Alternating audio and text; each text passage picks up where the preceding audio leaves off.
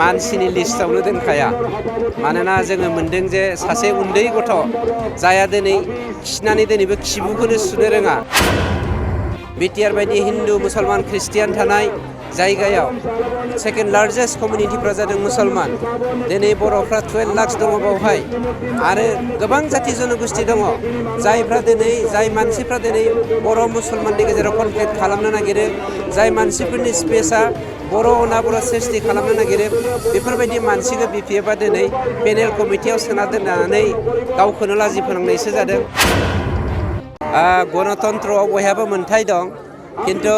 जायबायदि मानसिखौ बिथांमोना पेनेल लिस्टआव सोफादों बिथांखौथ' दिनै जोंनि बर' समाजाव मानसिनि लिस्टआवनो दोनखाया मानोना जोङो मोन्दों जे सासे उन्दै गथ' जाया दिनै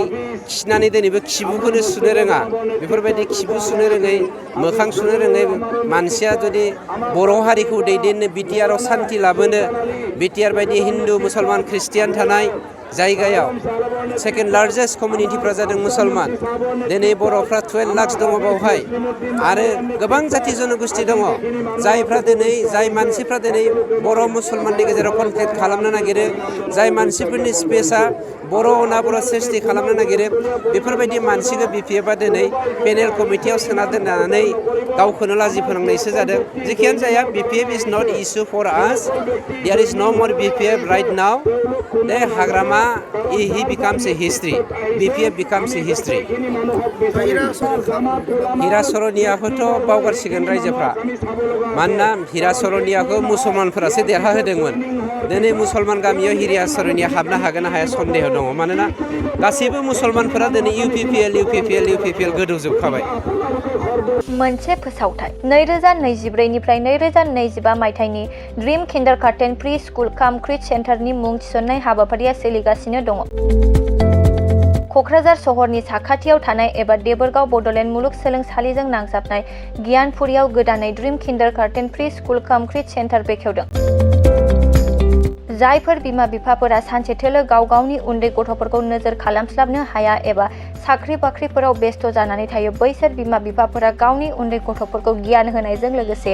2 बोसोरनिफ्राय 5 बोसोरनि गथ'फोरखौ बे ड्रीम किन्डारगार्टेन प्रि स्कुल काम क्रिच सेन्टाराव सोलोंथाइ होनो हागोन बे फरायसालियाव गासै सुबिदाखौनो फरायसाफोरानो मोनफुंनो हागोन सुबिदाफोरनि गेजेराव दं फान लार्निं different types of co-curricular activities age appropriate curriculum sensory experience बेनि अनगायैबो holistic development safe and free learning environment daily weekly activity record nature corner live CCTV security emergency fire safety as well medical kit air conditioning facility before सुबिदाफोरखौ गासै फरायसाफोरानो मोननो हागोन बेनि अनगायैबो नोंथाङा गोबां बाथ्रा मिथिनो थाखाय नैबे 8638454887 एबा 9101156459 जानबुं नाम्बाराव फन खालामनानैबो खौरां लाहरनो हागोन